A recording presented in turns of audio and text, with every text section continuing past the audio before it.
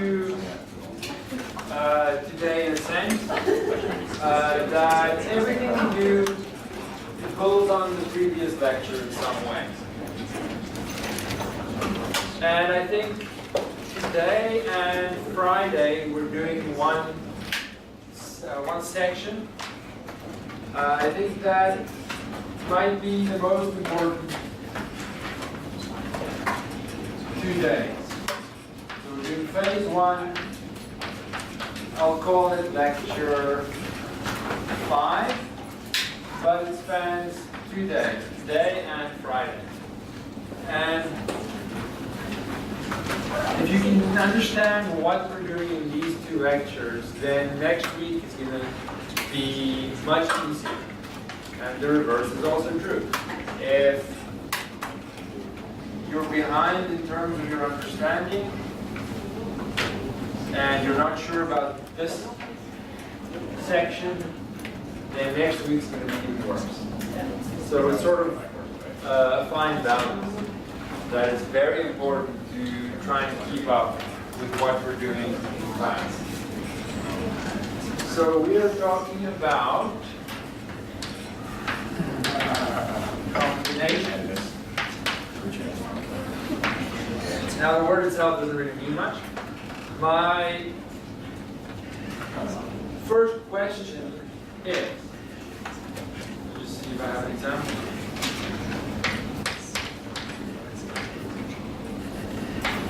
In how many ways, or how many ways are there to arrange, not arrange, to select a group of 3 letters from the set, a bigger set. Let's say we have 5 letters. I don't know why the D is so big. So I have a set of 5 letters, a collection of 5 objects. And all I want to do is grab 3 of them. How many different ways can I do that? How many different, more than one way to phrase this, how many different selections of 3 from this 5 can I have? For example, one selection, I can see it as a subset, but we don't really think of it in terms of sets. I have a bunch of stuff. I just want to select some of them. Not all of them. How many different ways can I do that?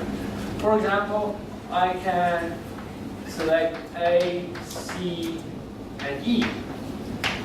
I can select B, C, D. And I put the curly brackets around them because I don't care about the order. A, E, C, A, C, it's the same selection. Pretend I have some Scrabble tiles in a bag, these 5. I put it in my hand, I make sure I grab only 3. When I open my hand, I don't care how they appear in my hand. I care about the actual letters that I selected. So there's no arranging here.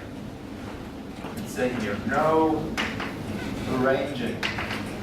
I'm just selecting. So it's a slightly different question. And I'm looking at a specific example. And we'll generalize the idea once we figure out what to do here. Then we can change this number, not to 5, but to anything. And change this 3 that I'm trying to select, not to just be 3, but to be anything. Is everyone happy with what we're asking here and how it's different from what we've done previously? What we've done previously was select and arrange. If I had 8 people, so let's say here, previously, I had 8 people, and I seek 5 of them.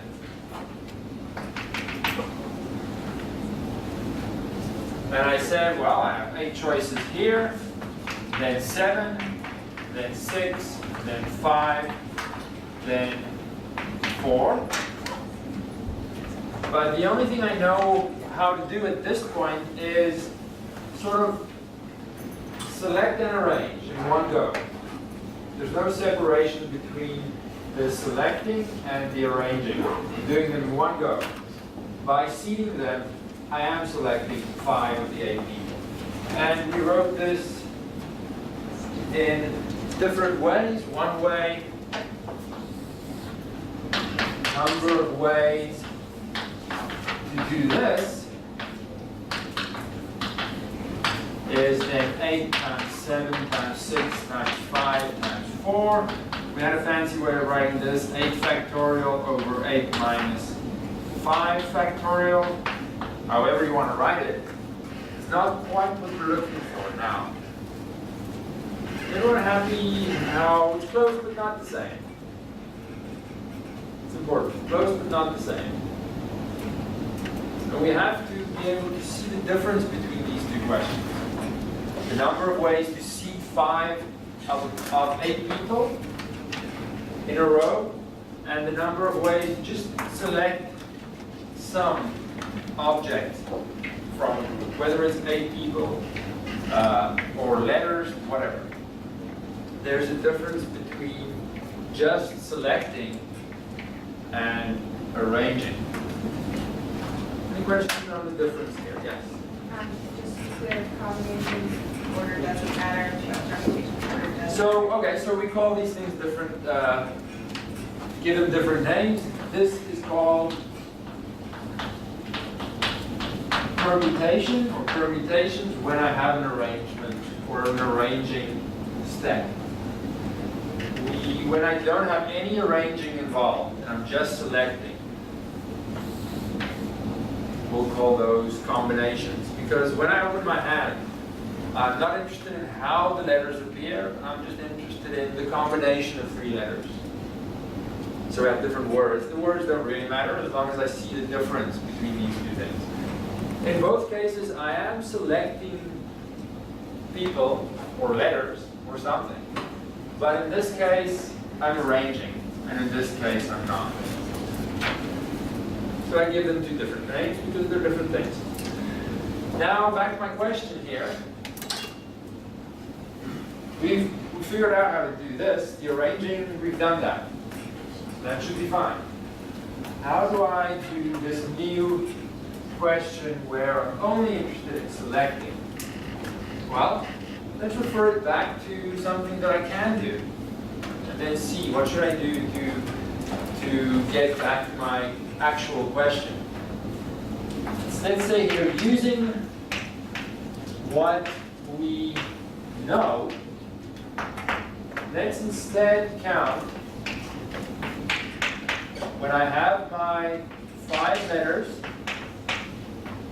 and I am arranging 3 of them.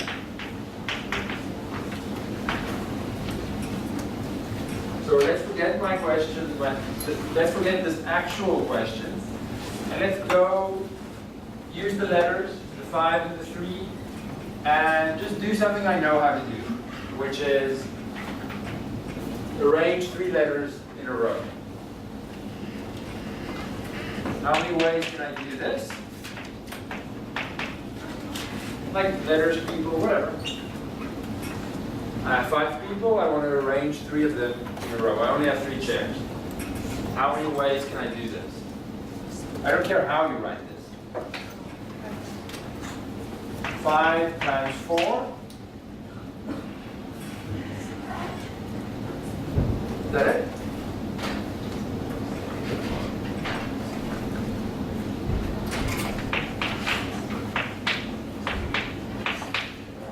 How many ways for the first position?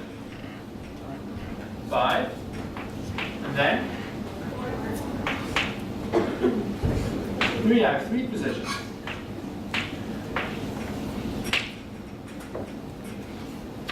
Some lines here. Let's get a number here. Let's feel better about this. This is 5 times 4 is 20, so it looks like 60. So if I am arranging, it's something I'm more comfortable doing. I am arranging some of these letters, and in doing that I am selecting them, but I'm also arranging. There are 60 different ways to do that. So let's suppose I have my bag of letters. I select one letter, I put it down. I select the next letter, I put it down. The order in which these letters are selected is important. If I select an A here, for example, and then a C and an E,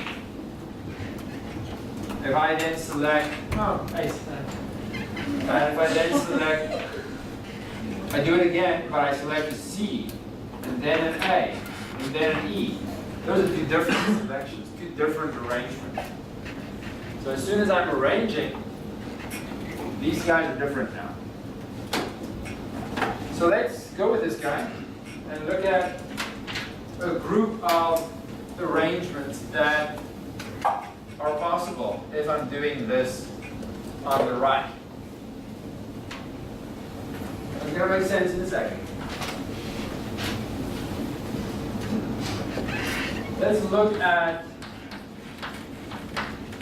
a group of these 60 arrangements. Let's use those letters. So on the one hand, I have ACE. I could also have AEC. So I'm restricting myself to these three letters. What examples are possible? Which arrangements are possible using these three letters? Those are two. Any more? C-A-E, C-E-A, E-A-C, and E-C-A. Anything else?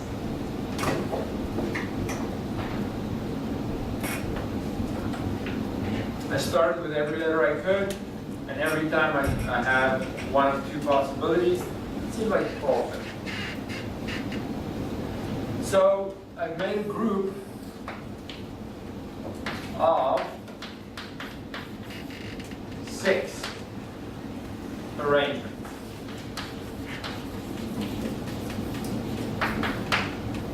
Why 6? Where does the 6 come from? If I didn't list them, how would I know it's 6? I have 3 letters, 3, 2, 1, or 3 factorial is the number of ways to arrange the 3 letters. 3 times 3 times 1 is equal to 6. So that's how I know the group will contain 6 letters, whether I list 6 arrangements. Whether I list them or not, 3 factorial is the number of ways I can arrange them if I'm restricting myself to these 3 letters. Why is this 60 arrangements on 6? 60 is the total. This will be 1, that will be another 1, that will be, this will be another 1. I have more letters, right? Now if I look at among these 60, some of them will contain the letters A, C, and E. How many of them contain those 3 letters only? So no D, no B, only those 3 letters. Only these guys contain those. So there's a little group of 6 that contains these 3 letters, and the other guys among these 60 will contain a D and a B and other combinations. So I can make more groups like this. This is one group. This group corresponds to how many selections. If I now ignore the fact that I can arrange them, and arranging gives me different results, if I'm just interested in the selection of 3 letters from the 5 possible letters, these all correspond to the same selection, to one selection. And that selection is A, C, and E, in no particular order. If I now remember what is my actual question, I'm trying to count just the selection without worrying about arranging them as well. I know how to arrange, so I count the number of ways I can arrange them. There's 60 little sequences of 3 letters. But they come in groups. They come in groups of 6. And a group has the same collection of 3 letters. So this group should point to this one selection. Does that make sense? For example, another group. Let's go with AED. Another group.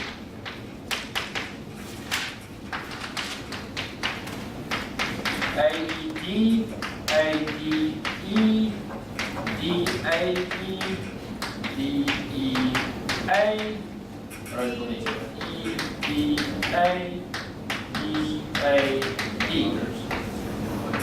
they also make a group. These are all different. But these guys I can group together and they correspond to a single selection. Just corresponds. This group corresponds to just the selection A, B, D. When I don't care about the order in which they appear, they're all together pointing to one selection of 3 letters. The selection that has an A, an E, and a D in no particular order. So then my question becomes, how can I count what I originally wanted to know? Well, the number of, let's say here, unordered selections.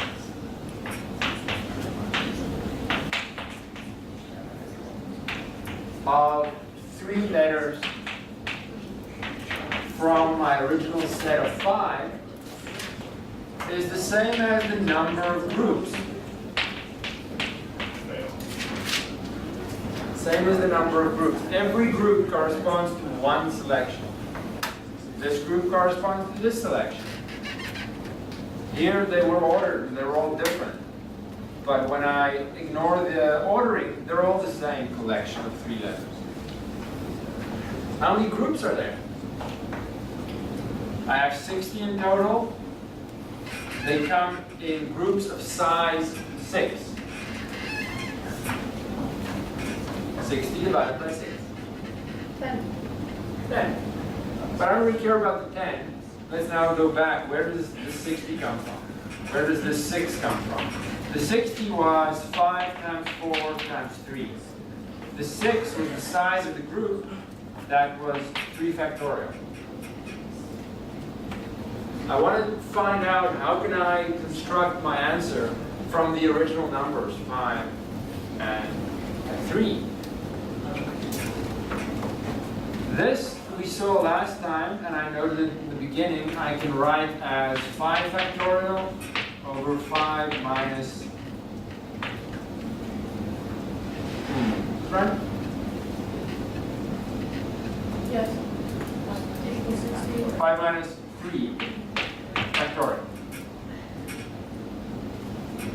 Everyone happy with that?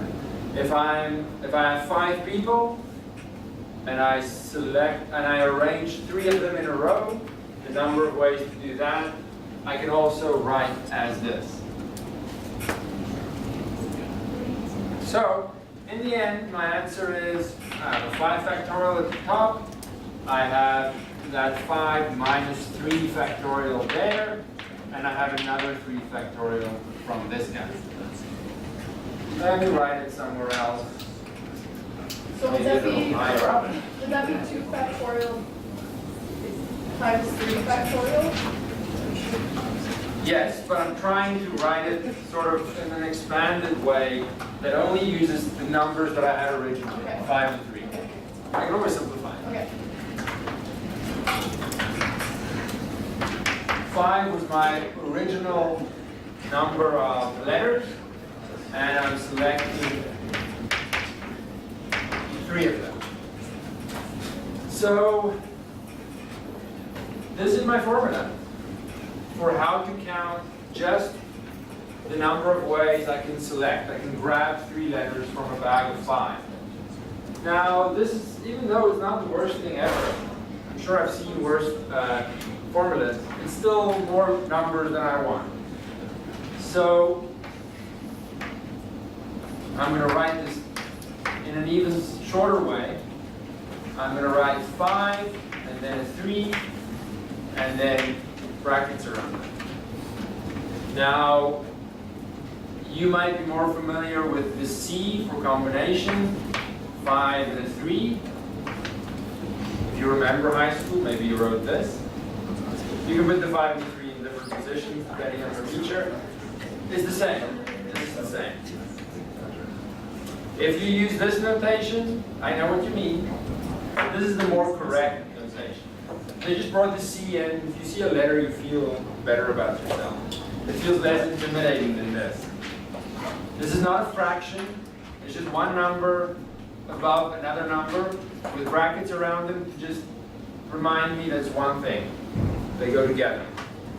And I read this as, any one of these, I read as 5, choose 3. Because that's what I'm doing. From a bag of 5 letters, I'm choosing 3 of them. And I'm counting how many different ways can I do that, how many different selections can I grab. I don't care how they appear in my hand, I just care about the combination of letters in my hand. Any questions on notation and what this represents? So I don't care about this. You never have to write this. I'm going to write either one of these. Whichever one makes you happier. I really don't mind. And I read it 5, choose 3, and this represents a number. It represents the number 10. Because I can choose 3 letters from a bag of 5 in 10 different ways. Yeah. I want to write the other formula again. If you want to write this, you can go ahead, but trust me, it's going to create more problems. Because I want to keep this as one thing. I want to remember that it represents one number. And if I write it like this, and other things are happening around it, it's going to get messy. I suggest one of these. Wants to figure out actually what it equals. Most calculators, every scientific calculator has this function built in. There's a C that's the second function. So I never have to do this. It's built in. I just have to remember what this represents. If I peel this back, the number 10 is right behind it. But I wanted to motivate where it comes from. So you do know there is a formula, and this is the name for a number. Yes. It's this guy. This 3 factorial is sitting over here. And these 2 come from the top. It's just different ways of writing the same thing. You can write it like this, it doesn't matter. The reason I write this is if I have 100 letters in the bag and I'm selecting 50, this at the top, writing it like this becomes really long. But it's the same thing. Different ways of saying the same thing.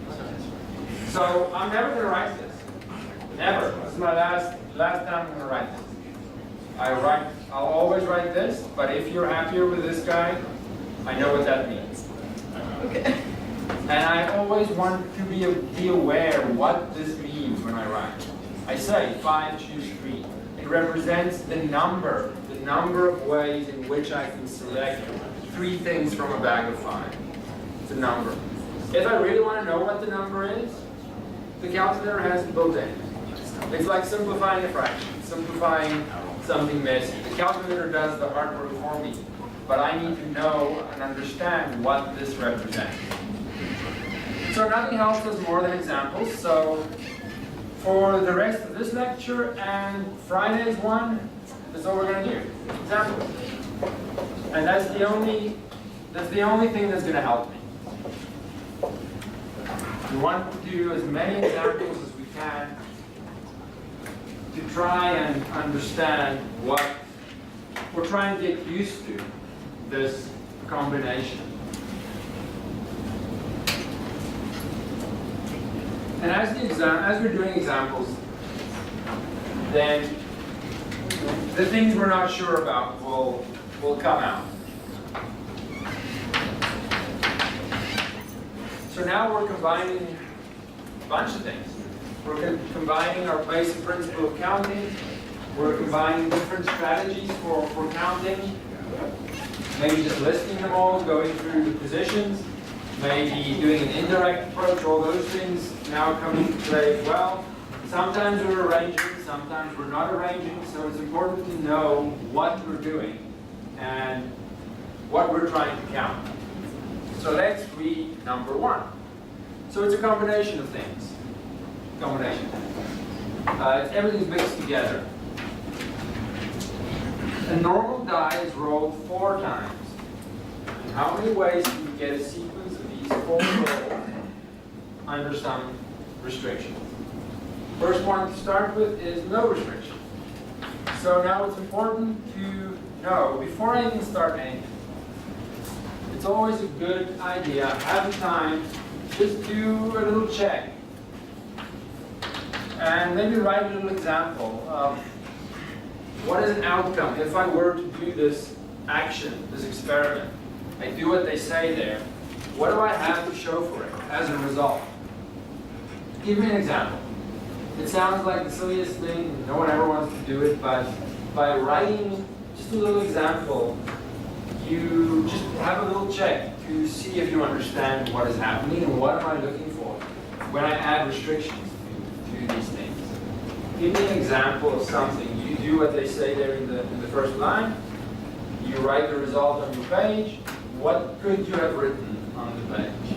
A 6, 3, 3, and 2. 6, 3, 3, and a 2. Everyone agree that is a possibility. They say I'm rolling the die 4 times. Every time I'm going to write down a number, and the numbers can be 1 to 6. So that could happen. But just by doing that, it'll point out if I'm not sure what I'm looking for. It just sort of makes it more exact. So now that I have an idea, I've checked, I know what I'm looking for. I'm looking for a sequence of 4 numbers. Every position in the sequence, every digit could be a 1 all the way to a 6. Now, if there's no restriction, how many ways can I do this? How many sequences like this can I get? Well, that's it. The no restriction one's a reasonably basic question. I can just go down the line. How many choices do I have for the first position? And here, choices, not the number 6, is the number of choices for this position. And then? Same. So the number of ways that I can do this, the number of outcomes, the number of sequences, whatever you want to write. It's a number. It's 6 to the power of 4.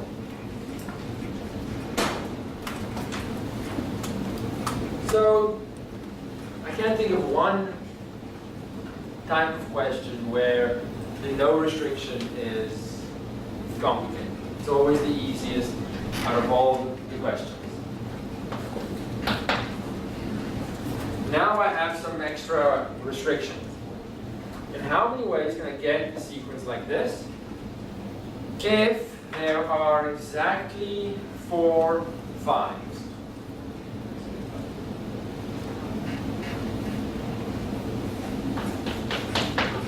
How many choices do I have for the first position?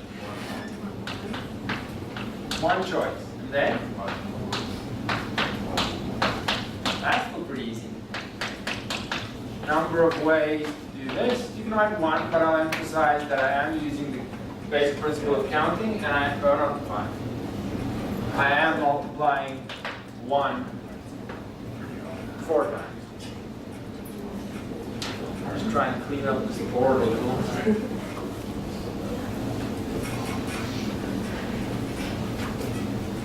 And now you're thinking, oh, that was pretty easy. We're just keep going like this. Now, if I have exactly 3 5s, exactly 3 5s. Now I want to I want to be careful using this, let's call it the basic direct approach. I want to be careful because as soon as I have a restriction that is slightly more complicated, I have to feel confident stepping away from this. Maybe I need something fancier. And only with experience, with examples that you're doing, you'll start to know when can I just do the basic one, when do I need something fancier. If I have exactly 3 5s, let's start now and get used to the following 2 steps. Let me move this down a little bit.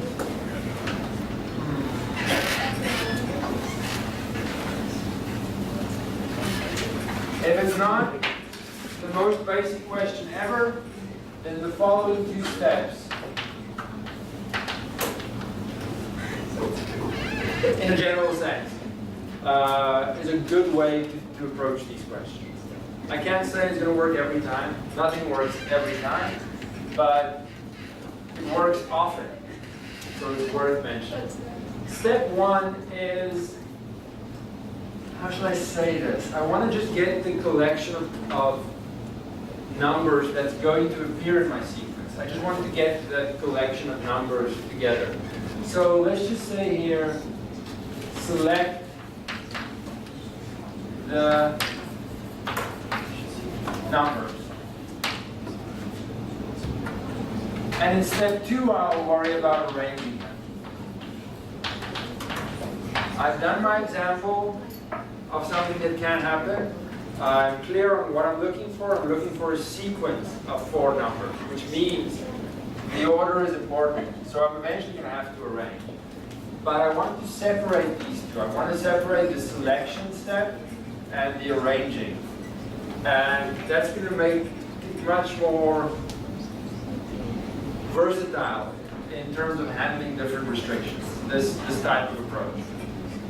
So if I just am concerned with getting the collection of numbers, they can be floating in the cloud above the actual positions that they will be in eventually. I don't care about how they appear in this cloud, as long as I get the collection of numbers together. And I want to do it in such a way that I satisfy the restriction, and the restriction says there should be exactly 3 5s. So, give me an example of something that I'll have at the end of step 1. I'm not finishing my experiment. My experiment's ending up with a sequence, an arrangement. I'm not worrying about the arranging phase. The step, I just want to get the numbers together. Give me an example of the numbers that might appear in the cloud. 3 5 5 5. If you wanted another selection, which one of these numbers can you change? The 3. I can only change this 3. I have no choice. I need to have these 5. There's no choice. Because I need to have exactly 3 5s. So the question is, how many ways can I complete step 1? How many different ways can I make this cloud? I can only choose that one number. How many choices do I have for this one number? 5 or 6? I like the division that's happening. As long as we, if you say there are 6 choices, what are those choices? 1, 2, 3, 4, 5, 6. If I put a 5 in there, is that still valid? No. What do they mean by exactly 3 5s? It means not 2, not 4, 3 5. And this has 4 5s. So that's not allowed. I can't have a 5 in this little box. I can have everything else. So let's say here my choice 1, 2, 3, 4, and 6. Those are my choices. Now how many choices do I have? Let's move this down a little bit so I don't get confused. I'll emphasize that we're choosing one of these numbers. Of the 5 numbers available, I'm going to choose one. That's what I'm doing, I'm choosing. I have a bag of these 5 numbers. I'm going to grab one of them and I'm going to put it in that square. Now yes, whenever I'm counting how many ways can I choose 1 from 5, it's just 5. But I'm emphasizing that I'm choosing. If you just want to write a 5 here, it's fine. I know what you mean. It's not always going to be this simple. I don't have any choice in the other numbers. I only have a choice in this extra number. So I'm done. Done with step 1. And what I have, for example, could be a 3, like you said. Now, what do I still have to do to end up with a sequence? I have to arrange these 4 numbers that I've selected at step 1. So how many ways can I arrange? So what I do here is I make an example, and as I go through the steps, even if I have more steps, I sort of update this example every time to see when I'm actually done. And I'm done when I have a sequence. So if I arrange these numbers, what could I get? 5, 3, 5, 5. That's one arrangement. There are many others, yeah. Now I want to count how many ways can I arrange these numbers. Well, there are 4 of them, and 3 of them are identical. See how we're using things we've done previously and how it all comes together. And that's why this section, this lecture 5, is the important one. It brings everything together, and once I understand all of this, what's coming up when we look at probability is not anything new. It's really just this, more of the same. So I've ended up with a sequence of 5 numbers satisfying the restriction. So that is an outcome. I've completed my experiment, so I can say the total number of ways to do what they want is 5 choose 1 times 4 factorial over 3 factorial. So I take my time with the first examples because it's new and I want to get used to the steps involved to get the final answer. So that when I look at this is my motivation. If you break it up into steps and you call it step 1 and step 2 and so on, I don't have to explain anything here. But later on we'll start to write this in one go, then I need to explain. This is what this means, this is what this means. So that when you do it in an exam or homework or something, whoever is marking it can clearly see that you understand what each piece means. But this, we did it here, so I don't have to do it there. So this 5 is very different from this 5. So I want to be aware of where each of these things are coming from. Any questions on how we got this answer?